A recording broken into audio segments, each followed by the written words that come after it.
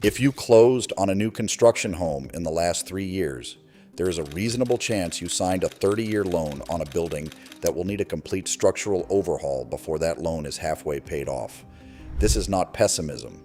This is arithmetic. We are going to call this what it is: the disposable home crisis. For the first time in the history of American real estate, the materials being used to build new houses are engineered to expire faster than the debt attached to them.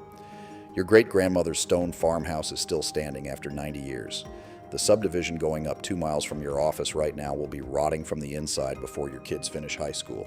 In this investigation, we are going to show you exactly how that happens. We will expose the specific construction shortcuts volume builders use to hit their profit margins, explain why the phrase "up to code" is one of the most dangerous lies in real estate, and give you the only defense that actually works before you sign the paperwork.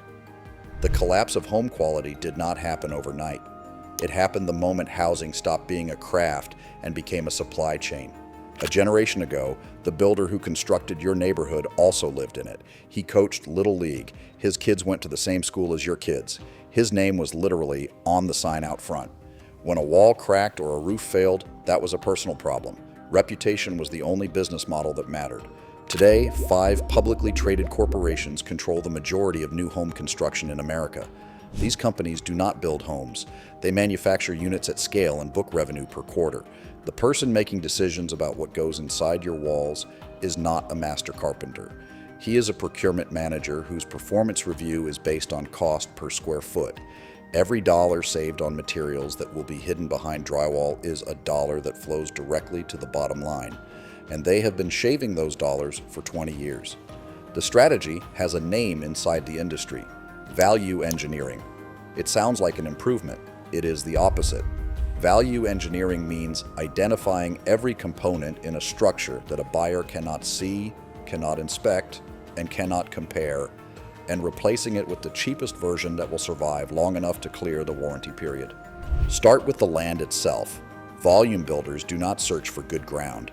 Good ground is expensive. Instead, they purchase marginal parcels, floodplain adjacencies, former agricultural plots with unstable subsoil, hillsides that require significant grading. They scrape the existing topsoil, which they frequently sell separately for profit, and import fill material of inconsistent origin and quality. That fill gets compacted with machinery, and a concrete slab gets poured on top within weeks. Soil science does not negotiate. Improperly settled fill material moves. It compresses unevenly over years. The slab above it follows, and once a slab begins to move, the entire structure above it begins to distort in ways that no cosmetic repair can address. That structural distortion leads directly to the labor problem. Framing crews on modern volume construction sites are not paid hourly. They are paid by completion, a flat contract price to frame a house regardless of how many days it takes. The financial incentive is brutally simple. Every hour spent correcting a crooked wall or reseating a misaligned beam is an hour worked for free. So walls go up fast. Rough openings get cut close enough. Blocking gets skipped where no inspector will think to look. The crew moves to the next unit and the next check. The consequences are invisible at closing and expensive at year 7. Crushed HVAC ducts that restrict airflow and destroy equipment early. Improperly flashed window openings that funnel water into wall cavities for years before the interior finish betrays it.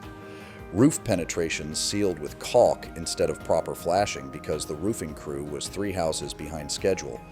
Now add the material problem on top of the labor problem. The dimensional lumber going into new construction today is farmed timber. Fast growth, low density wood that is structurally weaker and far more moisture sensitive than the old growth material that framed homes 50 years ago. For floor systems, most volume builders have moved away from solid lumber entirely. Engineered I-joists made from compressed wood fiber and resin adhesive are cheaper, faster to install, and perform adequately under normal conditions. The problem is water, a slow leak from a supply line fitting, a shower pan that was not properly sloped. Any sustained moisture exposure dissolves the adhesive matrix holding those joists together. The structural failure is silent, invisible, and irreversible. By the time the floor feels soft underfoot, the damage has been progressing for months. Builders understand that buyers do not look at joists, they look at kitchens, so the sales model is built around distraction. quartz countertops, designer tile backsplashes, smart home panels. These are the finishes that photograph well in close contracts. Meanwhile, the plumbing fixtures behind those beautiful walls are builder-grade substitutes that look identical to their retail counterparts, but contain plastic internals rated to fail at roughly the same interval as the structural warranty that just expired. And when it fails, your legal options are already gone. The purchase contract you signed almost certainly contains a mandatory arbitration clause that eliminated your right to civil litigation before you ever took possession. The arbitration process is private, the arbitrators are frequently drawn from panels with industry relationships, and the outcomes are not subject to public record or meaningful appeal. The system was designed to protect the entity with the most contractual exposure, and that entity is not you. Here is what makes this worse than an individual problem.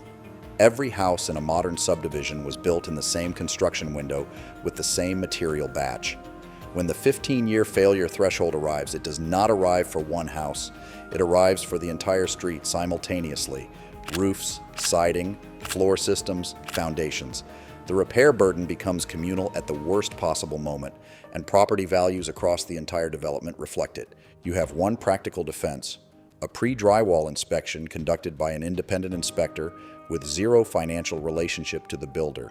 Schedule it when the framing is complete and the rough mechanicals are in, but before any insulation or wallboard goes up. Pay for it out of pocket. Ignore the builder's recommended inspector entirely. $400 in 2 hours while the walls are still open is the only moment you will ever have to see what you are actually buying. Once the drywall goes up, the clock starts, and it is already running.